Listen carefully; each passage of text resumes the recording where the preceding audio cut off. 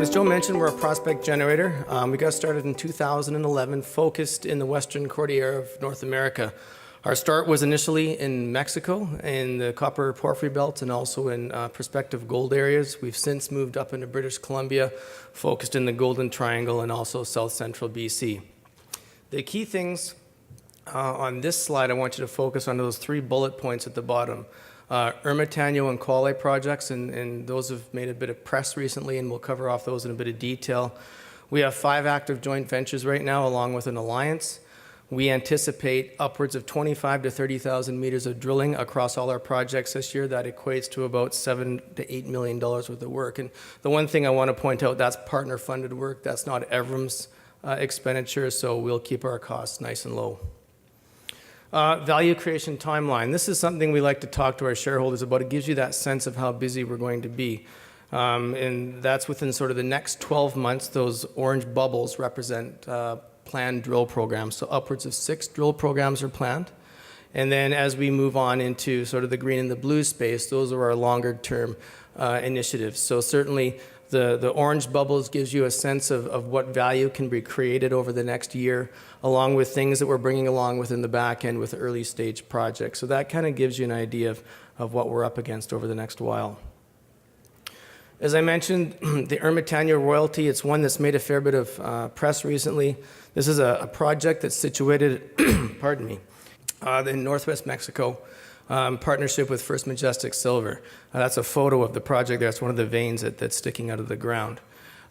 This project was actually originally a deal we did with Silvercrest Mines, and we gave them it was a deal we did in 2014. We gave them a 5-year option to earn 100% interest by delivering a production notice supported by permits in exchange for a 2% NSR. That option expires in January 2019. So we've got about a year out before we see this option fulfilled. This is an epithermal gold target. Drilling started on the project in midway through 2016. The initial results were announced in early 2017. Drill hole 4 is our discovery drill hole, and you can see there it's 11.4 grams gold and some silver over 18 meters. That's a fantastic drill hole. That's a fantastic start for this prospect. Follow-up drill holes 5, which is drilled 200 meters to the west of that, encounters 7.3 grams gold over 12.3 meters, and an infill hole in between drill hole 6 hit 11.5 grams gold and a very high 633 grams silver over 8.2 meters. So certainly it's a mineralized zone that's taking great shape. There's 10 holes into this now. The other holes that we've reported in the press release earlier this week are also very good. And so what we see over the next year is at First Majestic, they are the operator on the project, have upwards of at least 20,000 meters of drilling planned to fill in the zone, to expand the zone. And so we're excited to see what they'll come off with over the coming months.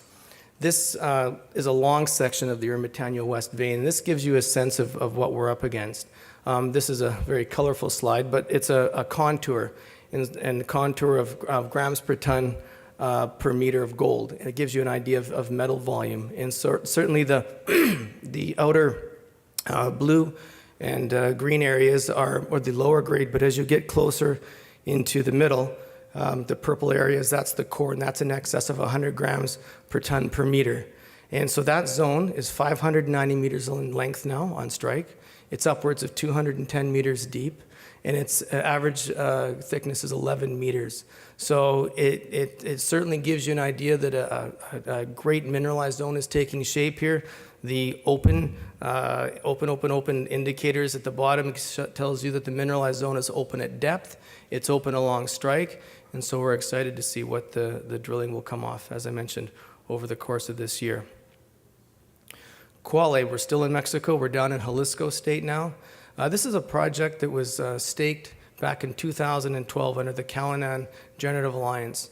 And it took us 5 years to get the title. We had to spend some time with the government to get the title, but we finally got it in November. And once we got it, we started to work on it right away. This is a high sulfidation gold target. So if you're thinking some sort of analogy, you would think El Sazal, which was discovered by one of our key geologists in Mexico, Alain Charret, back in the early 90s. Also the Mulatos mine, which is I think it's about a 5 million ounce gold mine now, down in the Sierra Madres. And so we started work here as soon as we got title. And this is a project that has never been explored, no exploration, certainly no drilling.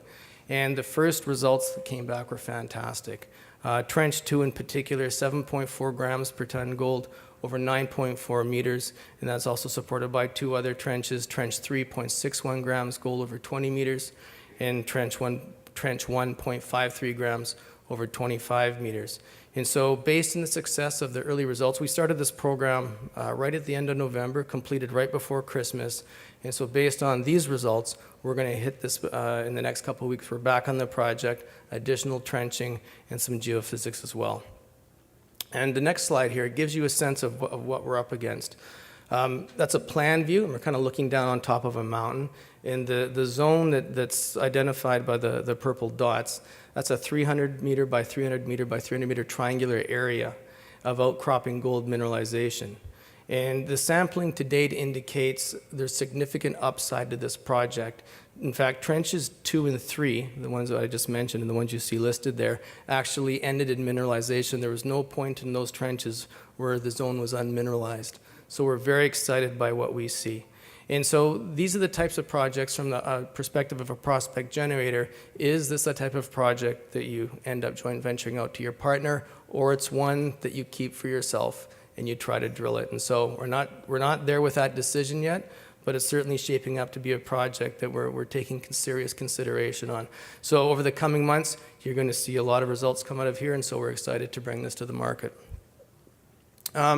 Moving up into Canada, Ball Creek and Axe projects. Ball Creek located in the Golden Triangle. I think everybody knows where that is. Axe is in south central British Columbia near Copper Mountain, the New Afton mine, Highland Valley. That gives you an idea of where it's at.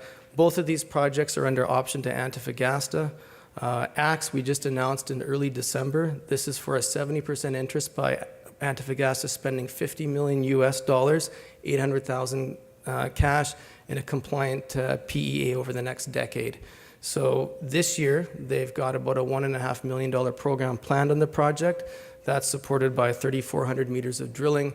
That'll start in the spring of this year.